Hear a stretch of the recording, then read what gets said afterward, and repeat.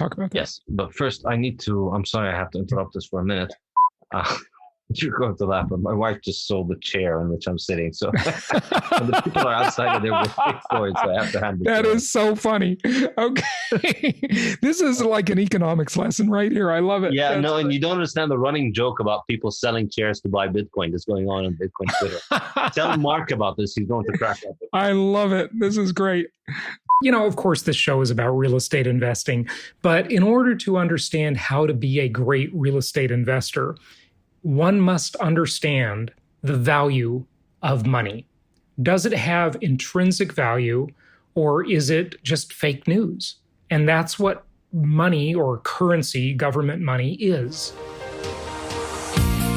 Welcome to the Creating Wealth Show with Jason Hartman. You're about to learn a new slant on investing, some exciting techniques, and fresh new approaches to the world's most historically proven asset class that will enable you to create more wealth and freedom than you ever thought possible. Jason is a genuine self-made multimillionaire who's actually been there and done it. He's a successful investor, lender, developer, and entrepreneur who's owned properties in 11 states, had hundreds of tenants, and been involved in thousands of real estate transactions. This program will help you follow in Jason's footsteps on the road to your financial independence day. You really can do it. And now, here's your host, Jason Hartman, with the complete solution for real estate investors. Welcome to episode 1643-1643, and today we have part 2 with Saif, or his more formal name, Saifadean Ammous, and some fascinating insights into sound money, fiat money, and why this is important. Now, I must tell you, I am in the beautiful, gorgeous Fontainebleu Hotel in Miami, and noticed that on the wall of our hotel room, last time we talked about art and why art is related to sound money. It was a correlation that I did not until recently understand, until interviewing Saifedean, and we'll be back with part 2 with him here in just a moment. But on the wall, there is I wouldn't call it a piece of art. Would you call that a piece of art? No, I would not. Okay, what is it? A decoration. It's a decoration. Well, there's a decoration on the wall in a frame, so some would consider that art, I guess. And it is, remember when you had to write, well, you probably didn't have to anymore, but in the old days, when kids did something wrong, they had to write standards, okay? And that means they had to write 100 times on the chalkboard. Yes, I used to use chalk before whiteboards. And they had to write over and over, or maybe on a piece of paper, I will not something, right? Whatever bad thing they did. So this one says, I will not make any more boring art. And it's written over and over on this piece of art, decorative wall hanging, whatever it is. So just wanted to tie in the importance of this. And next week, hopefully we'll get time to talk about progress, technology, and innovation as it relates to sound money. Of course, we'll have other guests talking about other topics, but I think this is so critically important to society. And of course, understanding sound money and fiat money and inflation is so critically important to us as investors, because we, of course, want to do what?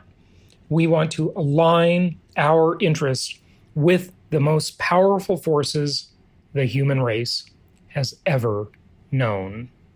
Very, very important. Align our interests with the most powerful forces the human race has ever known. And what are those? Governments and central banks. And by the way, I'm watching CNBC right now. The TV is on, no sound, and more talking about Robin Hood and all of this. Wow, it's just amazing. So listen to this clip from Saifedean, who will be with us live here in just a moment. And then I want to just tell you a little bit about, more about what I saw at the Norton a few days ago, and I think you'll find this very interesting. So listen to this as we talk about how inflation and sound or unsound money influences art. The term disastrous results.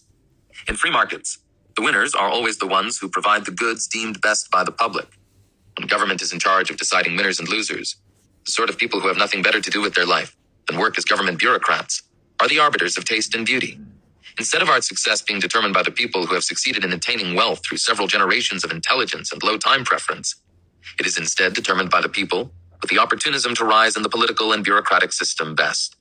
A passing familiarity with this kind of people is enough to explain to anyone how we can end up with the monstrosities of today's art. So remember, low time preference versus high time preference. What does that mean? That means when the money is unsound, when it is not money that holds its value over time, and that's, of course, what we have, not only in the United States, but of course around the world, we have unsound money that does not hold its value over time. And it gets debased by inflation because it is not of limited supply, and it is unsound in so many ways. We've talked about that in 1,642 prior episodes. I won't go into it now because it's a rabbit hole. So the high time preference is where the mentality of people shifts to, not that that was great grammar, sorry, I think you get it, shifts to when we don't have sound money. When we have sound money, there is a low time preference because we know that the money will hold its value. We don't have that. So our entire society, not just in the US, but worldwide, has become a high time preference society, an instant gratification society. And that influences virtually everything in life. And by the way, I forgot to mention it last time, but I want to thank our client and Venture Alliance member, Keith Gibson, who actually booked this interview with Saifadean Ammous. So you heard part one of that on Monday and part two is today. And let's listen to this clip before we get to him. In their fiat-fueled, ever-growing realm of control, fiat money. Almost all modern governments dedicate budgets to finance art and artists in various media. But as time has gone by, bizarre and barely believable stories have emerged about covert government meddling in arts for political agendas. While the Soviets funded and directed communist art to achieve political and propaganda goals, it has recently emerged that the CIA retorted by financing and promoting the work of abstract expressionist mattress and cardboard molesters such as Mark Rothko and Jackson Pollock. Mattress and cardboard molesters. Okay, here we need a comment from Ashley, okay? Because when we were at the Norton Museum on Sunday, the Norton Museum in Palm Beach, right here in Palm Beach, Florida, we saw an exhibit called Smashed Cardboard. And it was basically like a smashed cardboard box hanging from the ceiling with a red chain. It was like a red. It wasn't made of something. cardboard though, and it was neither aesthetically pleasing nor provocative. So it wasn't art. And we also saw a pile of candy in a corner, and you were supposed to go up and take some. Well, that makes the art interactive. Yes. Right. Yes. So let me just describe that better for the listeners, okay? So this exhibit, in quotes, art exhibit we saw was a joke, of course. And it was a bunch of green hard candies in cellophane wrappers thrown into a corner of the museum. And I thought, well, is this just trash that they didn't clean up, or what is this thing? But there's a little card there on the wall that explains what the art is. And this art exhibit, installation art, was these candies thrown up there. And then we kept reading the thing in disbelief that this was actually considered art. I think you had to ask the man working at the museum, is this art? Oh, and he said, yes, it is. Take one. Yes, right? it is. Yeah. Take one. And then we read on the card, it said, you can take one, right? So you can go and take one of these candies, and that makes the art interactive. Yes, very interactive. So is that art? Questionable. Very questionable. Very questionable. And think about that, though.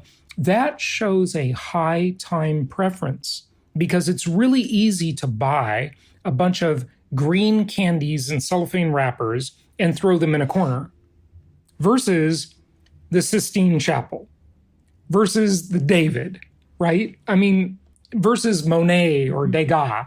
Thoughts? I agree. And well, the point of the candy as well was that it was unending. That supply was going to be replenished forever. So that is an art exhibit that you can go see in 100 years. Wow. So impressive. I doubt it will last as long as the Sistine Chapel, though. I just have a feeling. Yeah. Interesting. To serve as an American counter. Only with unsound money could we have reached this artistic calamity, where the two largest economic, military, and political behemoths in the world were actively promoting and funding tasteless trash picked by people whose artistic tastes qualify them for careers in Washington and Moscow spy agencies and bureaucracies. As the Medicis have been replaced with the artistic equivalents of DMV workers, the result is an art world teeming with visually repulsive garbage produced in a matter of minutes by lazy, talentless hacks looking for a quick paycheck by scamming the world's aspirants to artistic class with concocted nonsensical stories about it symbolizing anything more than the utter depravity of the scoundrel pretending to be an artist who made it. Mark Rothko's art took mere hours to produce, but was sold to gullible collectors holding millions of today's unsound money, clearly solidifying modern art as the most lucrative get-rich-quick scam of our age. No talent, hard work, or effort is required on the part of a modern artist. Just a straight face and a snobby attitude when recounting to the nouveau riche why the splatter of paint on a canvas is anything more than a hideous, thoughtless splatter of paint, and how their inability to understand the work of art, unexplained, can be easily remedied with a fact check. What is astounding is not just the preponderance of garbage like Rothko's in the modern art world. It is the conspicuous absence of great masterpieces that can compare with the great works of the past. One cannot help but notice that there aren't too many Sistine Chapels being constructed today anywhere. Nor are there many masterpieces to compare with the great paintings of Leonardo, Raphael, Rembrandt, Caravaggio, or Vermeer. This is even more astonishing when one realizes that advances in technology and industrialization would make producing such artwork far easier to accomplish than it was in the Golden Era. The Sistine Chapel will leave its viewer in awe, and any further explanation of its content, method, and history will transform the awe into appreciation of the depth of thought, craft, and hard work that went into it. Before they became famous, even the most pretentious of art critics could have passed by a Rothko painting neglected on a sidewalk and not even noticed it, let alone bothered to pick it up and take it home. Only after a circle jerk of critics have spent endless hours pontificating to promote this work will the hangers-on and aspirant nouveau riche begin to pretend there's deeper meaning to it and spend modern, unsound money on it. Several stories have surfaced over the years of pranksters leaving random objects in modern art museums, only for modern art lovers to swarm around them in admiration, illustrating the utter vacuity of our era's artistic tastes. But there is perhaps no more fitting tribute to the value of modern art than the many janitors at art exhibits worldwide who, demonstrating admirable perceptiveness and dedication to their job, have repeatedly thrown expensive modern art installations into the dustbins to which they belong. Some of the most iconic artists of our era, such as Damien Hirst, Gustav Metzger, Tracy Emin, and Italian duo Sarah Goldschmied and Eleonora Chiara, have received this critical appraisal by janitors more discerning than the insecure nouveau riche who spent millions of dollars on what the janitors threw away. So the janitor in the Modern Art Museum can just leave their mop in the corner and someone will consider that an art installation. But if it looks like garbage, it probably is. Yeah. And so this is the interesting thing. So there's a little bit of a flip side to this. And, of course, this show is about real estate investing. But in order to understand how to be a great real estate investor, one must understand the value of money.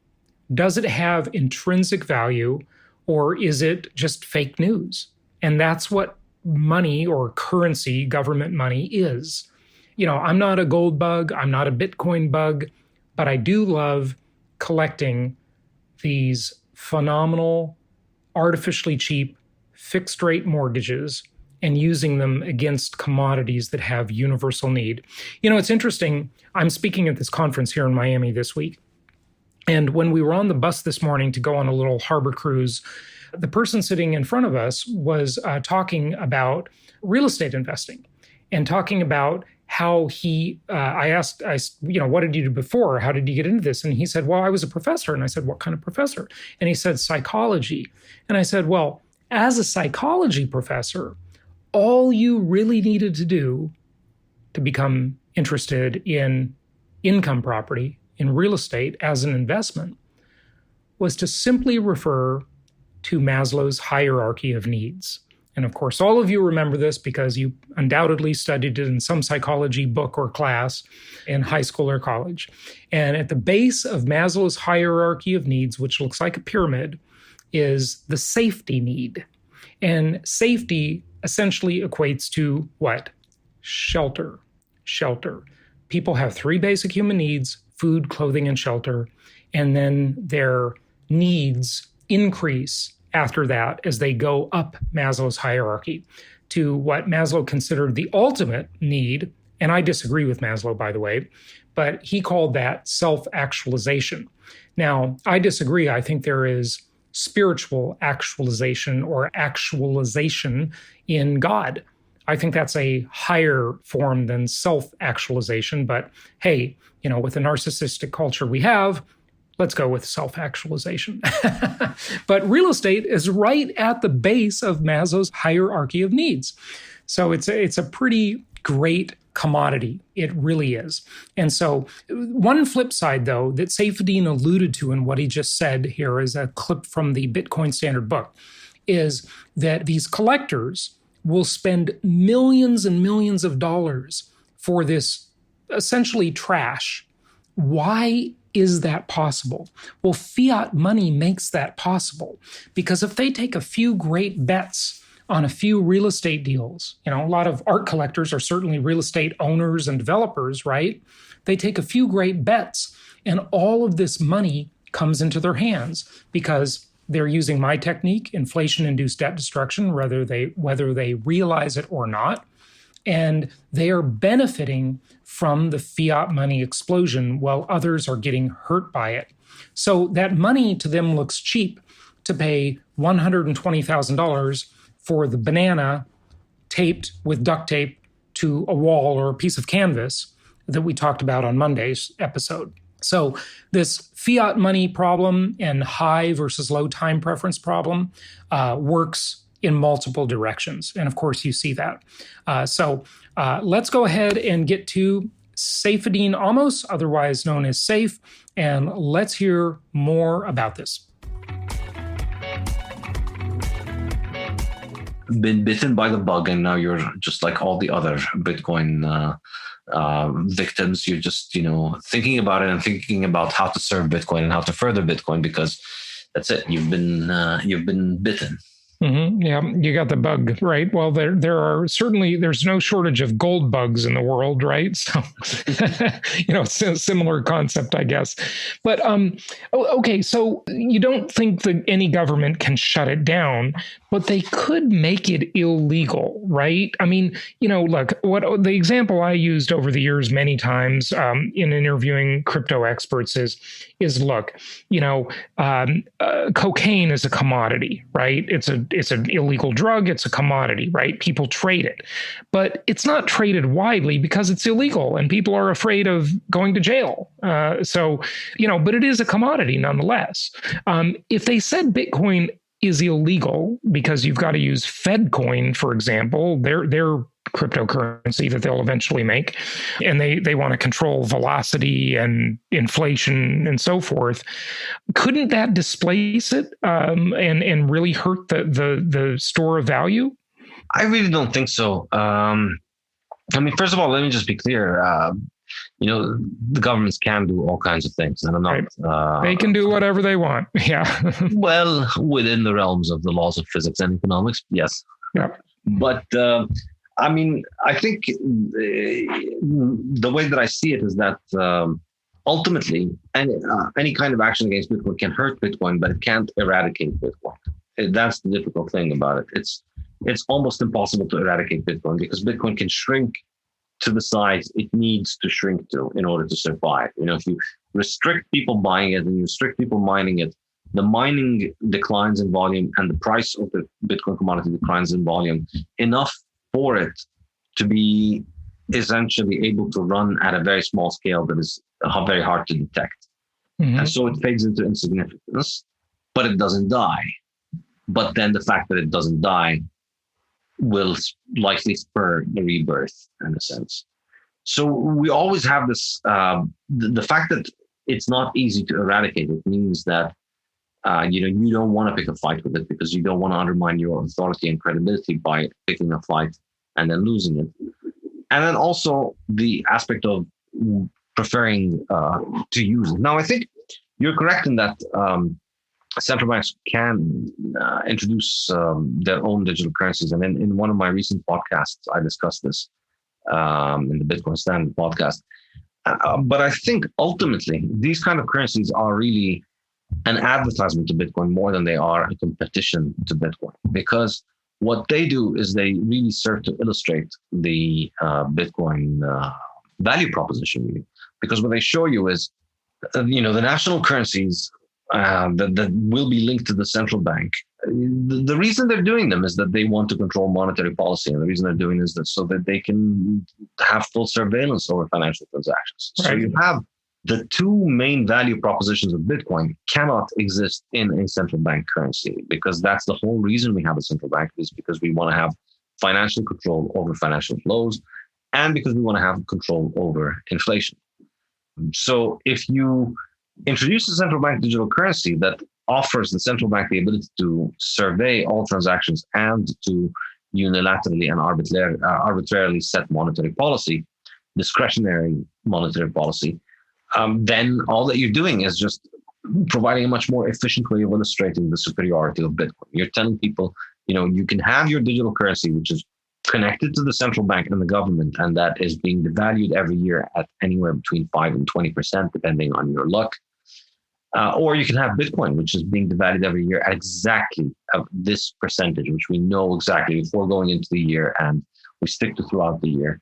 And you know exactly how much is going to be devalued over the next 100 years. Whereas with national currencies, you have no idea about what's going to happen in 5 years or maybe even 1 year. Like in last year, who had any idea that right. It was going to look the way it looked? And when those national currencies start coming in digital form, as they inevitably will, it will become extremely convenient for the powers that be, the governments and the central banks that issue them, and extremely negative for the population, because they can control so many things. They can control, undoubtedly they'll come on your phone.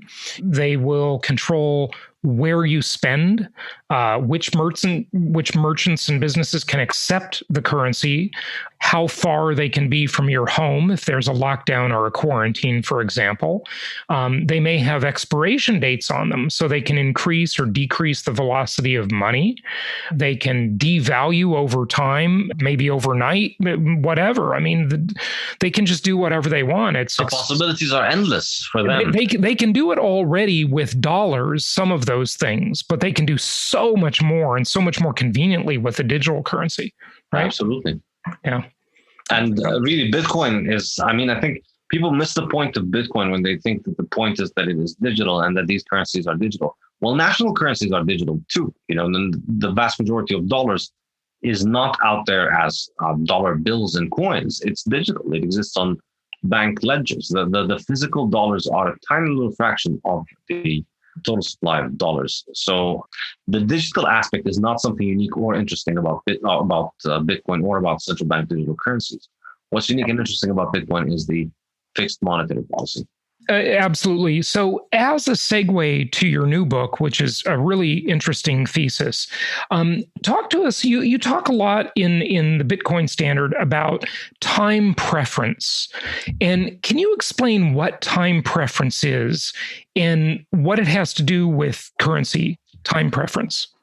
In the Bitcoin Standard, I spent a significant chunk of the book talking about time preference because it's one of the most fascinating, or the most fascinating topic in economics for me. And when I was at university, every class that I would teach, every course that I would teach, I would always sneak in a lecture on time preference. Whatever the topic of the course, I'd always have a lecture on time preference. And I'd always tell students, this might not be the most important thing for your exam, but this is going to be the most important lesson you'll learn in this class and probably in all of university. So, wake up and pay attention to this one.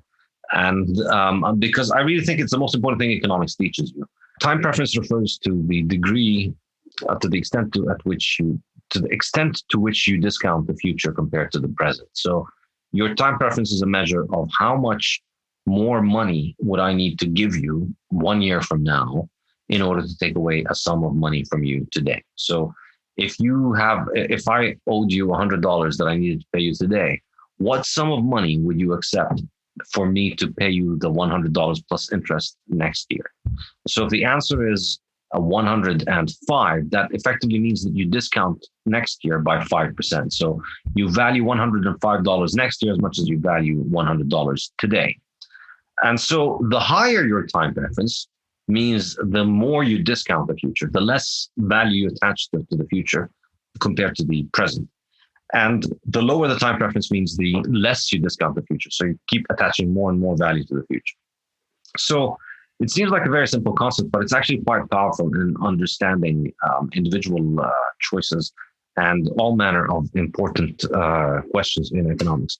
So for instance, in the Bitcoin standard, I focus on this because in my mind, it's really the most important economic question in all of economics. The trades that you do with your future self are more important than any trades that you do with anybody else. You trade with your employer or your supermarket once a day or once a month or once a week, but you make trades with yourself thousands of times every day. Every single decision you make every day is a trade with your future self. When you decide whether you're going to have that cheesecake after lunch, you're making a trade between, right, you today being happy with the cheesecake, right, and you tomorrow or next week being unhappy with your shape or with you being out of shape. That's the old saying, 30 seconds on the lips, 30 years on the hips.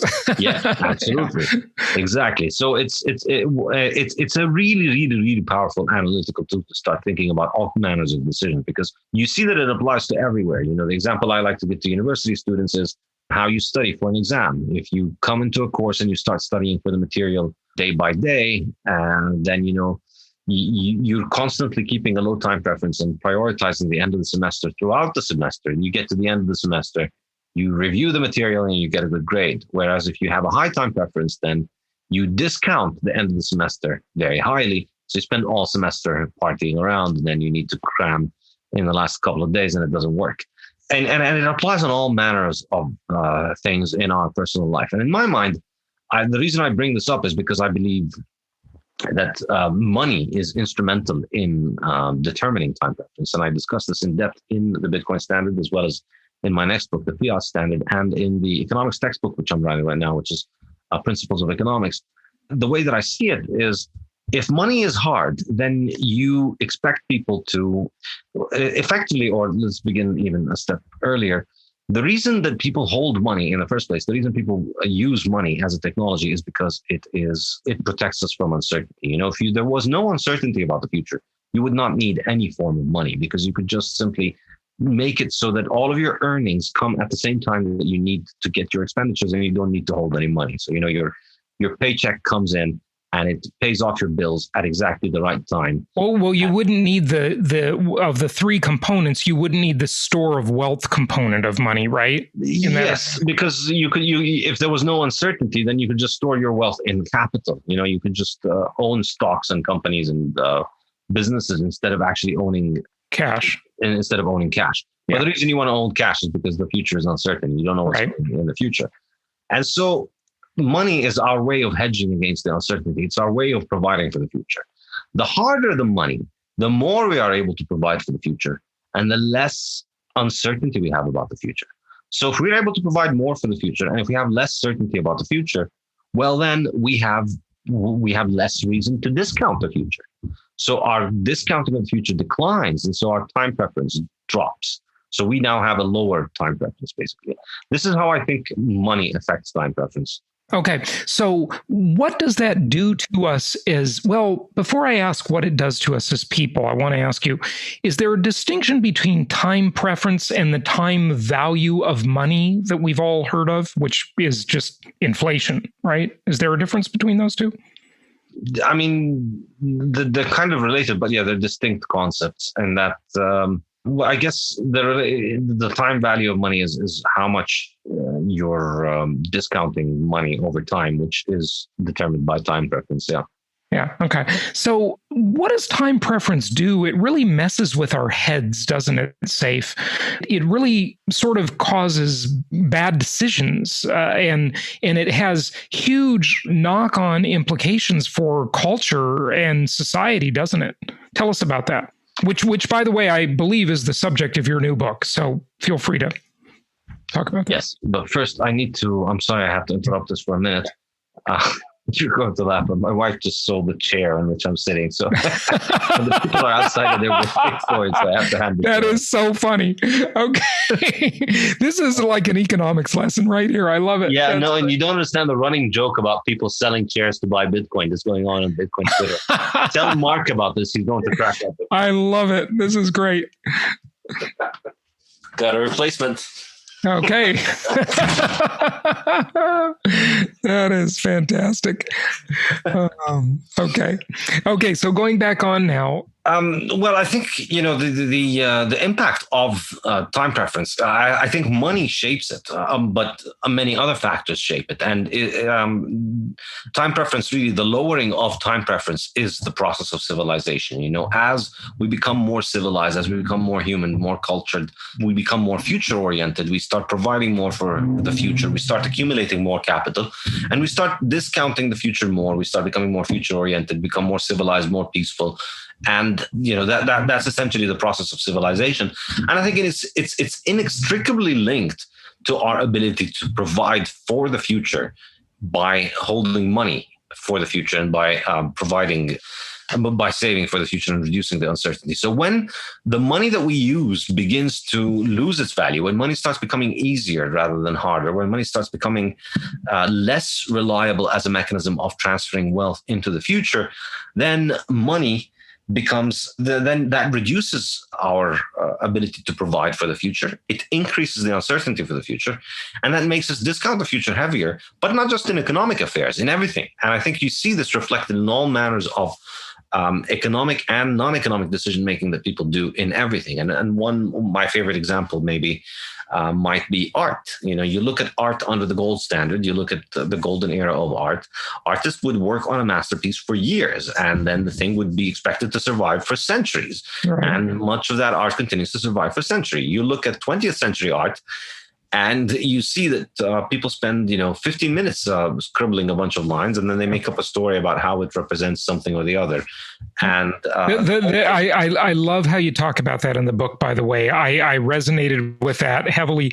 My favorite is the Impressionist. Okay. So that's where I like. But when you talk about the Sistine Chapel and Michelangelo, and then you look at a stupid banana with duct tape on a wall, and that's somehow art. I mean, give me a break. It's just and I think it's the excuse that we've grown up. But clearly, I don't understand how to interpret that banana on the wall. Of course, exactly. My fault.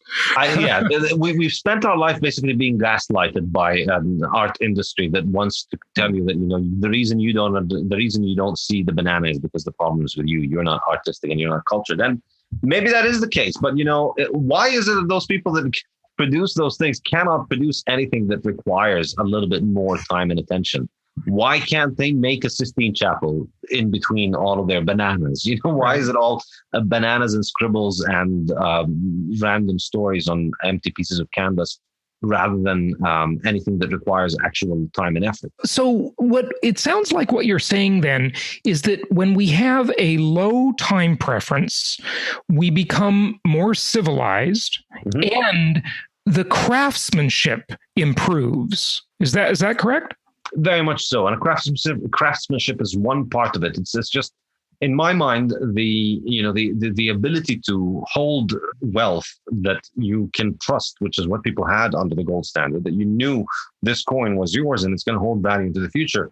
That security, in my mind, is what is necessary for people to be creative. To be creative because they have the security and they're producing because they want to produce. And it's very different from the kind of creativity that you need to do when you're on the treadmill, where that the money that you're holding in your hand is like a melting ice cube. It's losing its value. It's not going to be there for you. And so you're constantly having to continue producing more and more on that treadmill. I think that's really the difference in it. And it reflects in craftsmanship, in art. I think it also reflects in innovation. People people think of 20th century as being the century of technology, but really all of the things that we think of as 20th century technology were actually invented under the gold standard, and were popularized and commercialized, and they spread all over the world in the 20th century. But the main and most important innovations came in the 19th century. In fact, in the 20th century, we saw some regression in many of those things. So, aviation, cars, the telegraph, communication, telephone, so many of the most important technologies that we've had, 24-hour electricity supply, all of these things that completely revolutionized our life, they came under the gold standard. And I don't think it's entirely coincidental that happened. What the gold standard allowed the world to do was to have a large global market where everybody trades with everybody else. And you had the ability for everybody anywhere in the world to save. Anybody could make returns that beat inflation effectively. And inflation at that time was -1%, -0%. So you just holding money allowed you to have appreciation. You didn't have to be an expert investor. You didn't have to study real estate, stock, you didn't have to take inordinate risk. Exactly. Yeah, right. The same coin that you got paid in as a child or as an old man or as a worker, that same coin, you just had to keep hold of it. And that's it. That's your saving account. That's your stock portfolio. Right. And it was good as gold, if you will.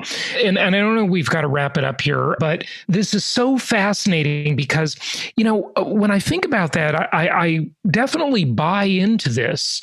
However, it kind of strikes me that does the common everyday Joe Sixpack think about that? Or is it so sort of just in the air, if you will, that it just influences everything and we don't even know? It's like a subconscious thing. And I almost wonder if it has a knock-on effect even to relationships, in business, in love, in romance, divorce rate. I don't know. How much does this really affect? Oh, I think so. Absolutely. I think it's highly pervasive everywhere because it shapes, time preference is there in everything. In any decision, it involves a short-term versus a long-term outcome. And so family, I think, is an excellent one.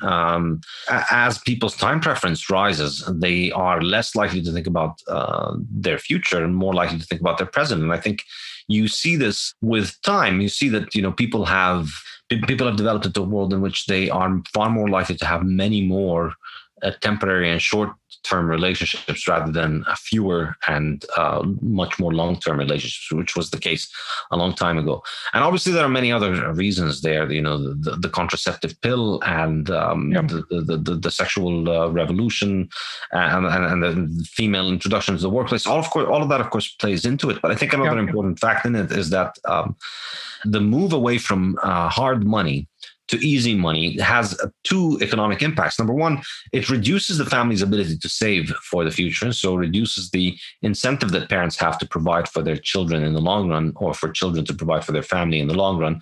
And it reduces the incentive that people have to invest in a family because it's less likely to pay off in the long term, and also increases the emotional investment in the government or in the state as a replacement of the family, because that devaluation, your savings are being devalued because the government is effectively taking that extra money, and with that money, the government has so much more power that it can provide the family with a growing list of things. And so over the 20th century, over the century of government money, we've normalized the idea that it is government's role to provide things like healthcare and education and dietary guidance and all kinds of different things that, the government is supposed to solve for you and provide for you, which, historically, these are the kind of things that family was there for.